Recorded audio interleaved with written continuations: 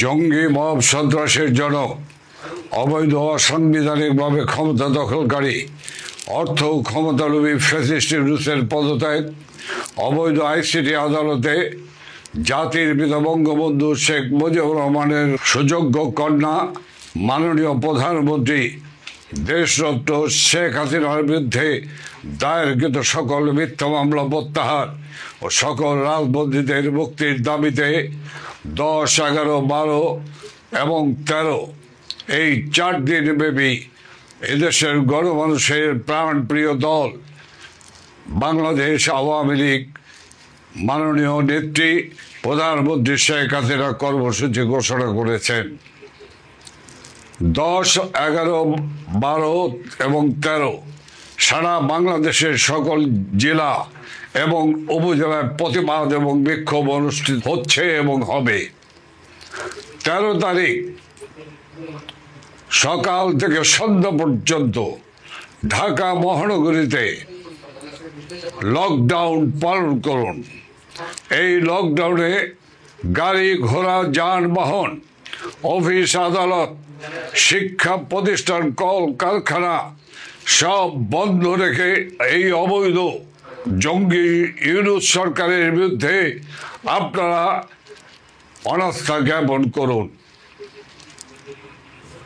এই কর্মসূচি পালন করতে গিয়ে ইতিমধ্যে আমরা লক্ষ্য করছি সারা দেশের সকল আপাম জনসাধারণ এক গণজাগরণ সৃষ্টি করেছে। এই গণজাগরণের মধ্য দিয়ে আজকে বাংলাদেশে গতদিন যে কর্মসূচি পালিত হয়েছে, আজকে সারাদিন যে কর্মসূচি পালিত হয়েছে, এর মধ্য দিয়ে এই অবৈধ সরকারের টনক নড়েছে। পায়ের তলার মাটি আজকে টলায়মান। আর সেই কারণেই হিংস্র হায়নার মতো ঝাঁপিয়ে পড়েছে আন্দোলনকারী এবং সাধারণ মানুষের উপরে ঝাঁপিয়ে পড়েছে। পরিষ্কারভাবে বলতে চাই, বাংলাদেশে যারা আইন শৃঙ্খলা রক্ষাকারী বাহিনী প্রশাসনের সঙ্গে যারা জড়িত আছেন, আমরা পরিষ্কারভাবে বলতে চাই, প্রশাসনের যারা রয়েছেন অতি উৎসাহী প্রশাসনের কর্মকর্তা কর্মচারী এবং আইন শৃঙ্খলা রক্ষাকারী বাহিনী অতি উৎসাহীরা যে আচরণ করছে, এই আচরণ জনগণ গ্রহণ করে না। কাজেই এই আচরণ থেকে বিরত থাকুন। এই অবৈধ সরকারের আদেশ নির্দেশ পালন করার কোনো সুযোগ নেই। তাদের প্রতি আপনারা অনাস্থা জ্ঞাপন করুন।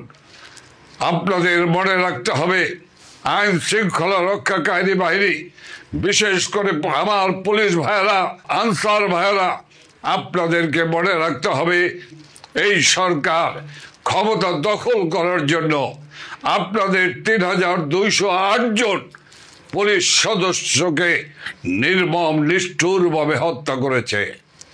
ওরা এই হত্যার বিচার করতে চায় না, আর বিচার করতে চায় না বলেই ওরা ইনডিমিনিটি দিয়েছে আপনাদের সহকর্মী, যাদেরকে নৃশংস নিষ্ঠুরভাবে হত্যা করেছে, যারা হত্যা করে ফ্লাইওভারের সাথে ঝুলিয়ে রেখেছে। যে পুলিশ কনস্টেবল বোন গর্ভবতী ছিলেন, তার স্বরে চিৎকার করে বলেছে, আমাকে বেরো না, আমাকে বেরো না, আমার গর্ভে সন্তান রয়েছে। এই পাষণ্ডদের, এই খুনিদের হৃদয় কাঁপেনি, তাকেও নির্মমভাবে হত্যা করেছে। কাজে সেই হত্যাকারীদের আদেশ নির্দেশ আপনারা পালন করবেন কি করবেন না, সেটি আপনাদের সিদ্ধান্ত। মনে রাখতে হবে, এই বাংলার জনগণ এই অবৈধ সরকারকে কোনোভাবেই গ্রহণ করেনি। কাজেই সেই সরকারের আদেশ নির্দেশ পালন করার কোনো সুযোগ নেই। আমি পরিষ্কারভাবে বলতে চাই, যে আইসিটি আদালত যুদ্ধ অপরাধীদের বিচার করা হয়েছে, সেই আইসিটি অবৈধ সরকারের অবৈধ আইসিটি আদালত। সে আদালতে কোনদিন একজন সফল প্রধানমন্ত্রী আধুনিক বাংলাদেশের রূপকার শেখ হাসিনার বিচার করতে পারে না, বিচারের রায় দিতে পারে না।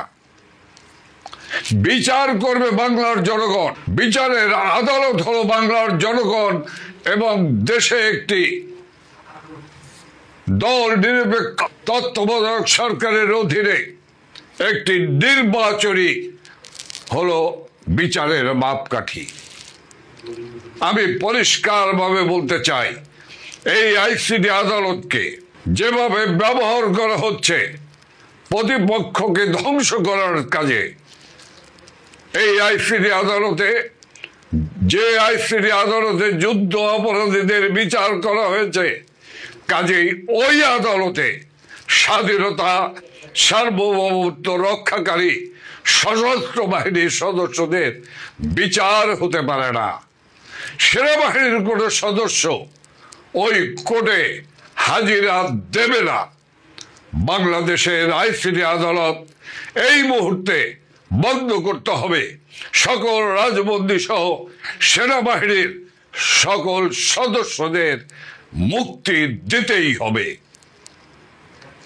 আমি আপামর জনসাধারণকে, বিশেষ করে ঢাকা মহানগরের সকল মানুষের কাছে আমি আকুল আবেদন জানাচ্ছি, আসুন 13ই নভেম্বর বৃহস্পতিবার সকাল সন্ধ্যা লকডাউনকে সফল করুন। এই লকডাউনের সফলতার মধ্য দিয়ে আমরা আন্দোলনকে, এই জাগরণকে আমরা জাতীয় জাগরণে পরিণত করে আমরা এই সরকারকে পদত্যাগে বাধ্য করব। সাধারণ মানুষের জীবন জীবিকা একটি দুর্বিষহ হয়ে দাঁড়িয়েছে। কাজেই এই সরকারের কোনো দায় জনগণের কাছে নেই, কারণ এই সরকার জনগণের সরকার নয়। জয় বাংলা, জয় বঙ্গবন্ধু, জয় শেখ হাসিনার জয়।